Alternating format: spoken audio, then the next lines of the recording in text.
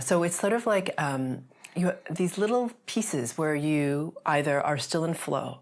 There's like a physical trigger that you remember. Yeah. Time is different. Something like this, to anchor to that, right? Now, I'm not saying, so a lot of people will say, well, Karen, what happens if you're in a situation and you're being abused?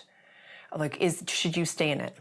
No, you should not. You know, like if you're being abused or oppressed or dominated in some way, and your intuition is telling you to stay, really that is not a good thing for you. No, because that's like bypassing the obvious, right? Like abuse is an obvious no. Yeah, exactly. Always, probably. Yeah, and I would just say like you don't need to suffer in order to like validate your intuition. Does that make sense?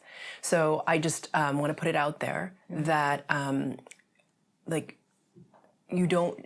Does that make sense? Like shouldn't have to, like it's not about testing you to see your resolve, you know what I mean? Like you don't have to like put yourself through that in order to have you be like worthy of your intuition or something working out for you or being in flow. Okay, so I just want to make that really clear. Okay, and so sometimes, as you say, like, so to answer the question of like, well, what happens if things go wrong? Well, if they keep going wrong and there's no resolution ever, chances are you need to like deal with the distortion patterns to release them, okay?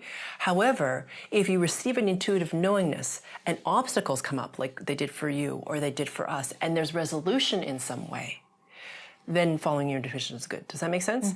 Okay, I just want to distinguish those two things. Yeah, it's almost like just seeing the difference between doors closing, right? Where it's a very obvious like, close, no. Or like when you're pushing against something, you know that? You're pushing and it's just not working. Going. That's a no. Yeah, exactly. And that at that point, it's important to then surrender and let go of the mind. Yes. And then follow where flow is.